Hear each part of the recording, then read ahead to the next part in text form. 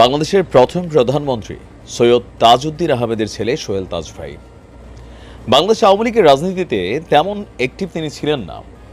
যাও তিনি একবার নির্বাচন করলেন, পাশ করলেন, একটা মন্ত্রী পদের দায়িত্ব পেলেন, স্বরাষ্ট্র প্রতিমন্ত্রীর দায়িত্ব। এরপরে হুট করেই তিনি ছিলেন মার্কিন যুক্তরাষ্ট্রে। বাংলাদেশে তৎকালীন সময়ে ঘটে গেল এক ভয়ঙ্কর ঘটনা, পিলখানা হত্যাকাণ্ড। লম্বা সময় পর আমরা সেই পিলখানা হত্যাকাণ্ডে সোহেল তাজকে সংশ্লিষ্ট করার জন্য একটা ভূমিকা দেখলাম বিভিন্ন বক্তব্য বা বিভিন্ন জায়গা থেকে। এরপরে বিষয়টি নিয়ে একের পর এক চাঞ্চল্যকর তথ্য দিচ্ছেন সোহেল তাজ। আর আজকে তিনি যে তথ্য দিয়েছেন, সাবেক প্রধানমন্ত্রী শেখ হাসিনা তাকে বলেছেন, সোহেল তাজ আমি তোমাকে ছাড়ব না। এখন এই হেডিংয়ে যখন নিউজটা আসছে, আসলে ভেতরের কি খবর, কেনই বা সোহেল তাজকে শেখ হাসিনা ছাড়বেন? এটা কি হুমকি দেওয়া হলো বা সামহাও কোনো কিছু?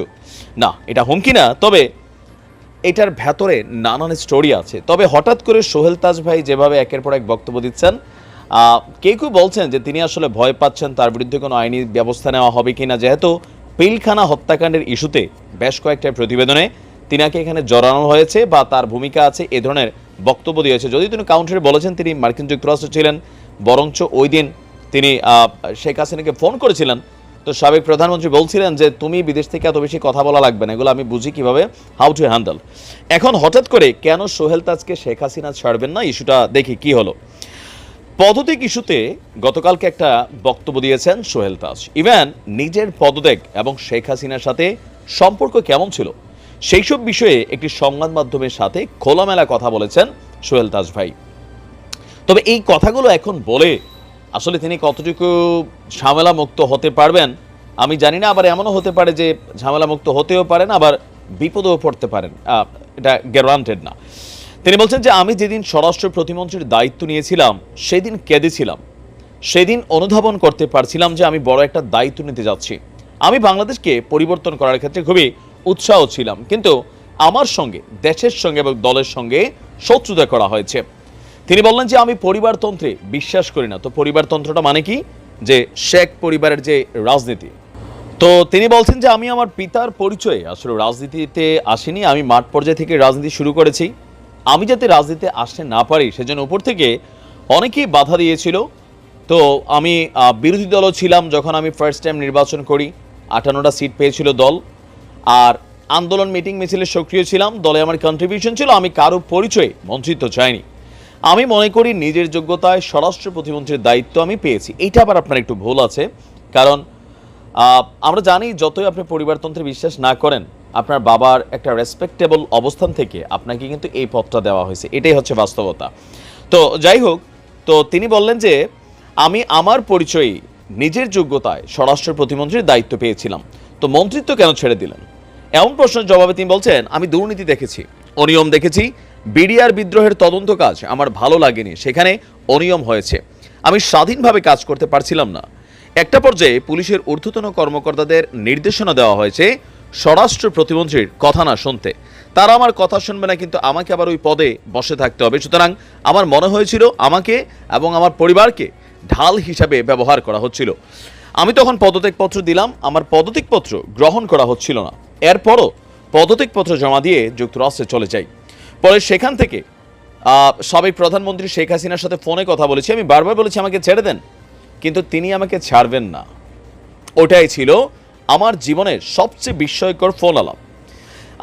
আমি তাকে বারবার বলছি, তিনি আমাকে বললেন না, তোমাকে থাকতে হবে, তোমার কি লাগবে? দলের পদ, যুগ্ম সম্পাদক। কিন্তু আমি বারবার বলেছি থাকবো না। তো তিনি বলছেন যে সবচেয়ে আশ্চর্যের বিষয় হলো তখন নাকি শেখ হাসিনা ফোন কলে গান গাওয়া শুরু করলেন। কেমন মজার বিষয়! তো কি গান গেলেন তিনি? বললেন আমি তোমাকে ছাড়বো না, আমি কাউকে ছাড়ি না। কেমন অদ্ভুত একটা বিষয় যে প্রধানমন্ত্রী ফোনে ফোনে তাকে গান শোনাচ্ছেন। এখন তিনি বলছেন যে আমি শুনে অবাক হয়ে গেলাম, এটার মানে কি? প্রধানমন্ত্রীকে আমাকে হুমকি দিলেন নাকি স্নেহ দেখালেন? তো অনেকেই বললেন যে এটা স্নেহের বিষয় ছিল। এরকম অনেকগুলো কারণে আমি আসলে পদত্যাগ করেছি। তো পদত্যাগের পরও আমাকে নাজেহাল হতে হয়েছে। অনেকে অপপ্রচার চালিয়েছে। বাংলাদেশের গোয়েন্দারা আমি দেশে আসলে আমাকে অনুসরণ করত।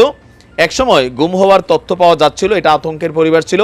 আমার এক ভাগিনাকে তার ব্যক্তিগত কারণে গুম করা হয়েছিল। তো বলছেন যে 3 দফা নিয়ে একটি আন্দোলন করেছিলাম 3রা নভেম্বর জাতীয় 4 নেতার হত্যার বিচারের দাবিতে, যে বিচার আজও পায়নি, আর এগুলো নিয়েই নানান কারণে তিনি পদত্যাগ করেছিলেন। প্রশ্ন হচ্ছে, শেখ হাসিনা গান গেয়ে তাকে যে শোনালেন বা তিনি এখন যে তথ্যগুলো দিচ্ছেন, এগুলো দিয়ে আসলে প্রকৃতপক্ষে সোহেল তাজ কি কোনো কিছু অর্জন করতে পারবেন? এখানে একটা ভয়ের বিষয় আছে। তিনি কয়েকদিন আগে বলেছেন তার গাড়িকে ট্রেস করা হচ্ছে, একজন আইনশৃঙ্খলা বাহিনীর লোক তার গাড়িকে অনুসরণ করছেন। তো এই যে অনুসরণ করছেন বা এই যে কথা বলছেন, তিনি এটা নিয়ে লাইভে এসে কথা বলেছেন। এখন পিলখানা হত্যাকাণ্ড ইস্যুতে তাকে ইনক্লুড করা হতে পারে, তিনি এই ভয় থেকেই সম্ভবত আওয়ামী লীগের সাথে তিনার যে সম্পর্কের অবনতি বা সাবেক প্রধানমন্ত্রী শেখ হাসিনার সাথে ওনার যে সম্পর্কের অবনতি, সেই বিষয়টাকে সম্ভবত স্পষ্ট করে বোঝানোর জন্য তিনি এই কথাগুলো বলছেন। কিন্তু এখন এই কথাগুলো বলে পিলখানা ইস্যুতে যদি তিনি আসলে কানেক্টেড থাকেন অথবা তাকে কানেক্টেড করা হয়, তিনি সেটা থেকে বাঁচতে পারবেন না। কারণ বাংলাদেশের রাজনীতি এতটা নোংরা যে চাইলে একটা মানুষের ফাঁসাই দেওয়া যায়। আর সোহেল তাজ যেহেতু একটা আওয়ামী লীগের বড় ক্যারেক্টার, একটা সময় ছিলেন, দীর্ঘদিন তিনি আওয়ামী লীগ থেকে বাইরে, সারা বাংলাদেশের আওয়ামী লীগের নেতাকর্মীরাও জানে। তো তারপরেও সোহেল তাজ নির্দোষ হলে তাকে যেন কোনোভাবেই মিথ্যা মামলাতে ফাঁসানো না হয়। ভয় পাচ্ছেন উনি, এই মুহূর্তে খুবই স্বাভাবিক। বাট আমরা বৈষম্য বিরোধী বাংলাদেশে কেউ ভয় নিয়ে বাঁচতে চাই না। ভালো থাকুন।